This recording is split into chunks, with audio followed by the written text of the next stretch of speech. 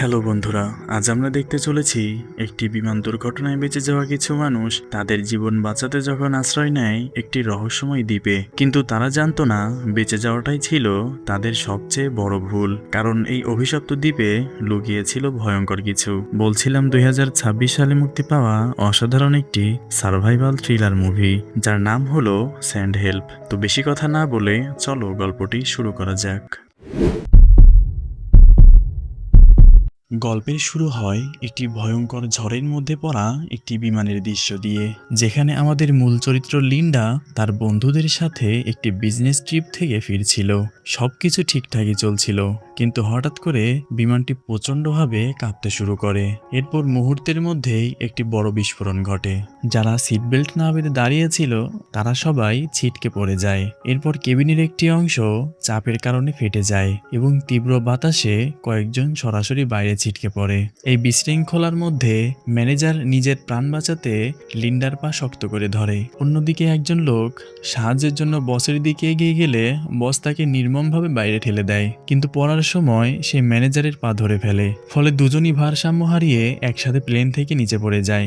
Linda তখনও এই ধাক্কা সামলে উঠতে পারেনি। ঠিক তখনই সে অনুভব করে চারপাশে অন্ধকার ছড়িয়ে পড়ছে এবং বিমানটি নিয়ন্ত্রণ হারিয়ে সরাসরি সমুদ্রের দিকে পড়ে যাচ্ছে।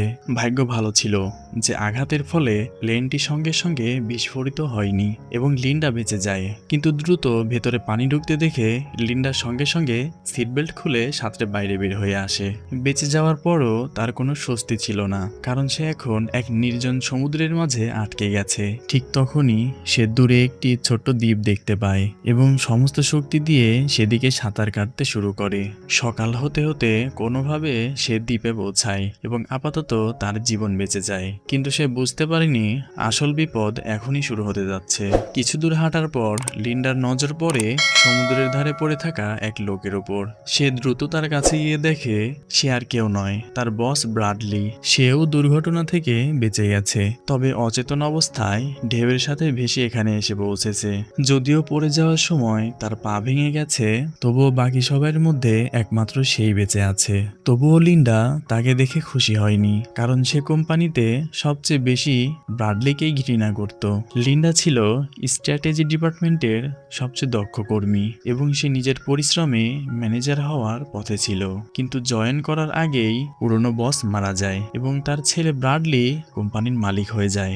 বস হওয়ার পরই সে লিন্ডার প্রমোশন কেটে নেয় এবং সেই পদ তার চাটুকার বন্ধুকে দিয়ে দেয়। শুধু তাই নয়, সে প্রায় তার বন্ধুদের সাথে মিলে লিন্ডাকে অপমান করত। এইসব ভাবতে ভাবতে লিন্ডার মনে হলো তাকে এখানেই ফেলে রেখে যেতে, কিন্তু সে ভাবলো যদি সে তাকে সাহায্য করে তাহলে আবার ম্যানেজার হওয়ার সুযোগ পেতে পারে। তাই সে একটি ধারালো পাথর তুলে কলা পাতাগুলো কাটতে শুরু করে।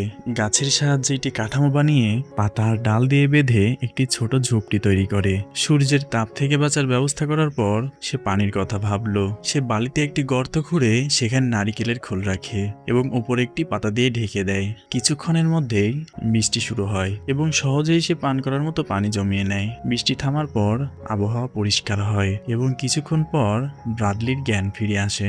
লিন্ডা দ্রুত তার কাছে গিয়ে তাকে পানি খাওয়ায়। যখন ব্রাডলি জানতে পারে যে লিন্ডা তার জীবন বাঁচিয়েছে, তখন সে লজ্জা পেয়ে ধীরে ধীরে তাকে থ্যাংক ইউ বলে। এরপর লিন্ডা কাঠ ঘষে আগুন জ্বালায় এবং একটি মাছ ধরে রান্না করে। কিন্তু বিলাসবহুল জীবনে অভ্যস্ত ব্রাডলির কাছে এই মাছ একেবারেই অপছন্দের ছিল।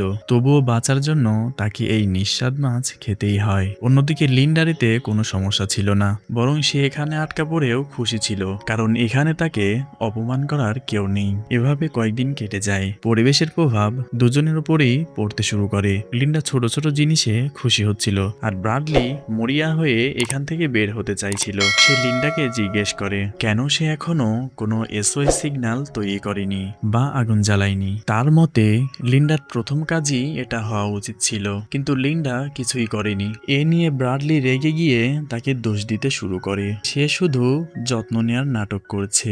এতদিন সাহায্য করার পরও ব্রাডলি মনে করছিল এটা তার অধিকার। তার কথা শুনে লিন্ডা বুঝতে পারে শুধু ভালো ব্যবহার করে তাকে বোঝানো যাবে না। তাকে কষ্ট না দিলে সে আসল মূল্য বুঝবে না।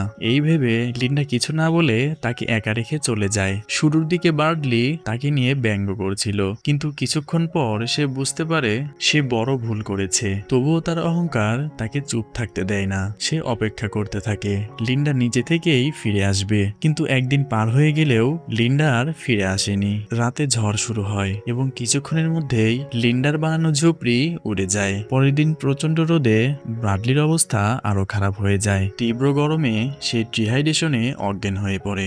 অনেকক্ষণ কষ্ট দেওয়ার পর লিন্ডা পানি নিয়ে ফিরে আসে। পানি দেখেই ব্রাডলি লোভে পড়ে দ্রুত পান করতে শুরু করে। এখন সে বুঝে যায় সে পুরোপুরি লিন্ডার উপর নির্ভরশীল। একদিন লিন্ডা জঙ্গলে শিকার করতে যায় এবং ভয়ঙ্কর এক বন্য শুকরের মুখোমুখি হয়। তীব্র লড়াইয়ের পর সে অবশেষে শুকরটিকে মেরে ফেলে। এটা দেখে ব্রাডলি প্রথমবার বুঝতে পারে লিন্ডা কতটা ভয়ঙ্কর এবং শক্তিশালী। এরপর থেকে সে লিন্ডাকে ভয় পেতে শুরু করে। কিছুদিন পর লিন্ডা একটি ঝর্ণা খুঁজে পায়, ফলে পানির চিন্তা শেষ হয়। কিন্তু ঠিক তখনই সে দূরে একটি বোট দেখতে পায়। সে সাহায্যের জন্য ডাকতে যাচ্ছিল, কিন্তু হঠাৎ থেমে যায়, কারণ সে বুঝতে পারে ফিরে গেলে তাকে আবার সেই অপমানের জীবনেই ফিরতে হবে। কিন্তু এখানে সে নিজের ইচ্ছা মতো বাঁচতে পারছে, তাই সে সিদ্ধান্ত নেয় সে এই দ্বীপ ছাড়বে না।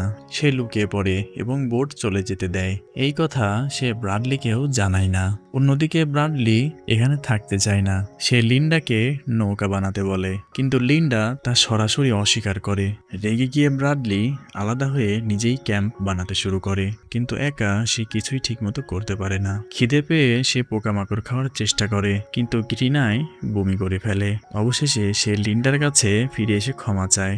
লিন্ডা তাকে আবারও গ্রহণ করে, কিন্তু ব্রাডলি ভেতরে ভেতরে অন্য পরিকল্পনা করতে থাকে। কিছুদিন পর ব্রাডলি লিন্ডাকে বিষাক্ত ফল খাইয়ে অজ্ঞান করে দেয় এবং নিজে একটি নৌকা নিয়ে পালাতে যায়। কিন্তু সমুদ্রে বিশাল ঢেউ তার নৌকা ভেঙে দেয় এবং সে ডুবে যেতে থাকে। লিন্ডা তাকে আবারও বাঁচিয়ে আনে, কিন্তু সে তাকে শিক্ষা দিতে বিষাক্ত অক্টোপাসের বিষ ব্যবহার করে তাকে পক্ষাঘাতগ্রস্ত করে দেয়। এরপর ছুরি দিয়ে ভয় দেখিয়ে তাকে পুরোপুরি নিজের নিয়ন্ত্রণে নিয়ে আসে। একদিন আবারও একটি বোট আসে। এবার ব্রাডলির বাগদত্তা জেনি তাকে খুঁজতে এসেছে। লিন্ডা হাসি মুখে সবকিছু লুকায়, কিন্তু ভিতরে ভিতরে সে ভয়ঙ্কর সিদ্ধান্ত নেয়। সে জেনি ও গাইডকে একটি বিপজ্জনক জায়গায় নিয়ে গিয়ে ফাঁদে ফেলে।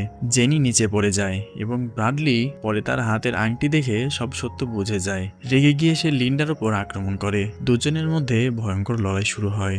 শেষ পর্যন্ত ব্রাডলি পালিয়ে গিয়ে একটি বিলাসবহুল ভিলা খুঁজে পায়। সেখানে সে জানতে পারে এই দ্বীপ আসলে নির্জন নয়, বরং কারো প্রাইভেট আইল্যান্ড। আর সবচেয়ে বড় সত্য, লিন্ডা আগেই এই ভিলার কথা জানতো এবং সবকিছু পরিকল্পনা করেই রেখেছিল।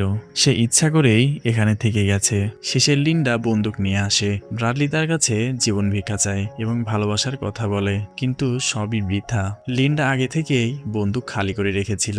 সে গল্ফ স্টিক দিয়ে ব্রাডলিকে নির্মমভাবে মেরে ফেলে। এরপর পুরো ভিলা পরিষ্কার করে নিজেকে একমাত্র বেঁচে থাকা ব্যক্তি হিসাবে তুলে ধরে।